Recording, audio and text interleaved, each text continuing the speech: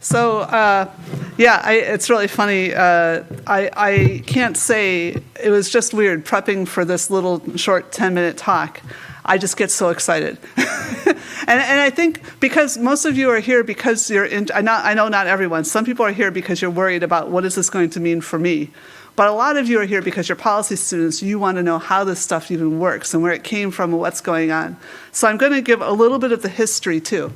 So I got involved in AI policy. I was drawn into it by the British when they were trying to come up with what was really soft law, but if anything, it was just a sort of a placebo to make sure that citizens weren't afraid of AI.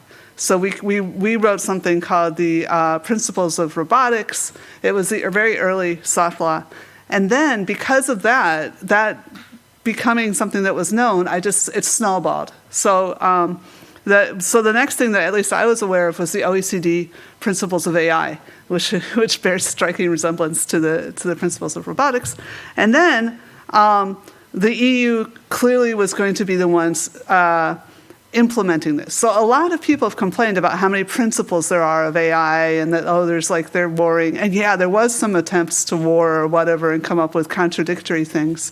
But really, you don't understand, without going through it, the amount of negotiation and consolidation that was involved in those principles. And it's actually quite a normal part. Like a lot of our privacy law has come out of the OECD's previous principles. So the OECD drafts these things, and then people come in and give the law. Okay, the interesting thing here is that the EU were the first ones to step up. So the next thing was this high-level expert group. They had all kinds of things, lobbying, injection of huge amounts of industry opinion, blah, blah, blah. They came up then with a set of recommendations. There's questions about how that even happened. Eventually, a white paper was written. Now, I bring up this whole thing because in the white paper, about 40% of that white paper was about liability. And I want to mention that because I'm not only going to tell you what is in the AI Act, but also what is not in the AI Act, because that's become very controversial and it's one of the things that people are fighting about a lot right now. Okay, but at the point of the white paper, which we'd already gone through this huge process, and then they released this white paper, and then we're all asked, you may not have known you were asked, but everybody was asked for commentary. And then that informed the drafting of the AI Act. All right, so what is in the AI Act? If you Google it now, it's really interesting because the top few hits talk about is the fact that there's 3 levels, right? So there's stuff that's excluded from the EU, like the social credit scoring that we're all terrified of living in a society like China that has. Interestingly, China has now signed up to the UNESCO a recommendation that bans social credit scoring. But anyway, we have that's out, that's forbidden. Long range kinds of what do you call it? Biometric, yes, biometric, including face recognition. You're not supposed to do that on mass crowds, right? And I could go on, but I think I've already gone a little too long. I could go on about that because there's some weird exceptions about that sort of make sense from the AI perspective. So if I consent to have that you have a picture of me in your phone, then I'm fine with your phone recognizing me, right? And so but that's not the same as saying, can everybody recognize every phone?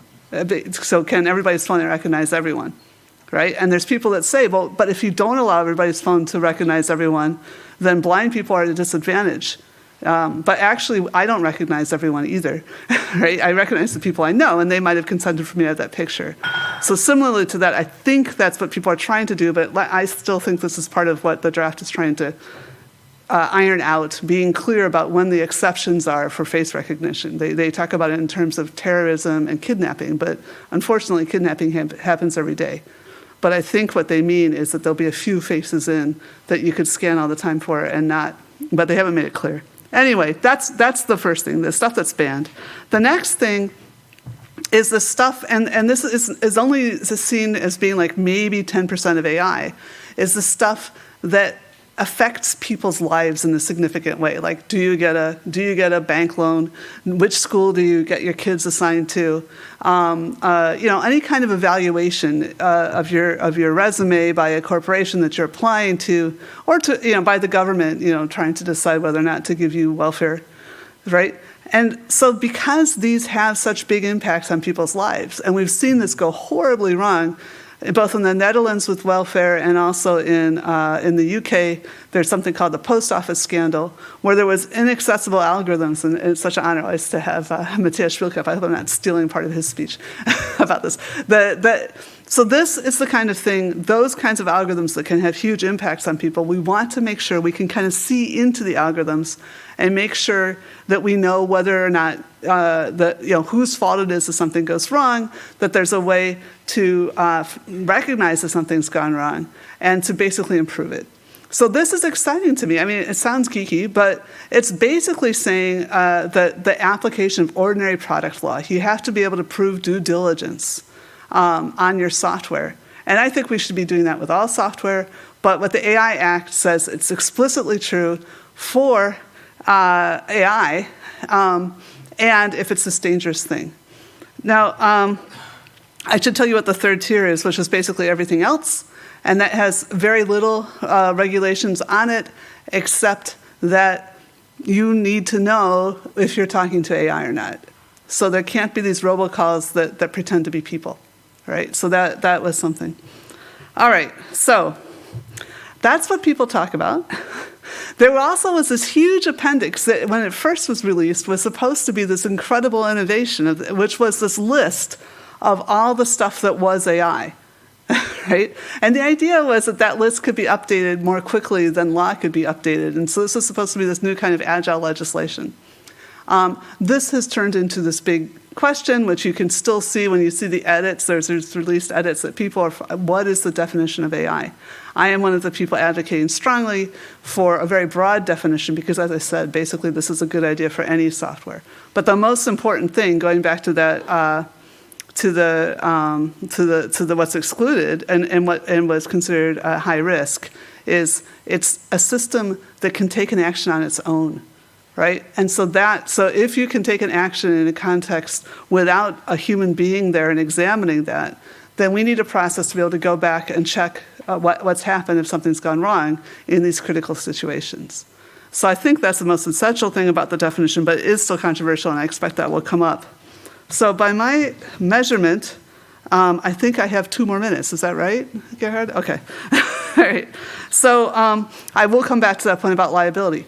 Liability is nowhere. It was 40% of the white paper. It's almost nowhere in the Act. Why? Because they just made the decision to say AI is an ordinary product.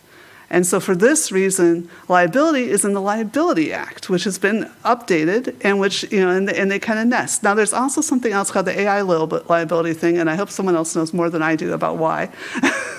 But the basic thing when you read it is that it looks like they're saying, liability is another kind of thing that applies to all kinds of products, and we don't want to make a big exception about AI. And I bring that up because some people are very unhappy that there's not more about the green, the green impact of AI, like the carbon impact, and there's not more about the human rights impact of AI in the AI Act. And I think that, like liability, those are 2 things that are so important. They should be in their own acts and apply to everything. And part of the reason I feel very strongly about that goes back to this definition thing. So I have argued with the person in charge of AI for Germany at length about this broadening of the definition. He felt very strongly that, it's only AI if it's machine learning, because machine learning is especially risky and it needs extra regulation. Well, okay, maybe that's true, that machine learning makes it's not as big of a deal as people say. But it could, in an open system, be a big deal. That has nothing to do with this particular act. If you look at what this particular act is about and what protections it's offering, we want it to be broader than only machine learning. I don't care if you're using hamsters and Tonka toys, some kind of physical system. If you're discriminating against people, I would like to be able to use this act if it was an automated discrimination. I don't know if you call it automated with a hamster. Okay, anyway. So that's my 10-minute introduction, and I will now allow the panel to come up. So thank you very much.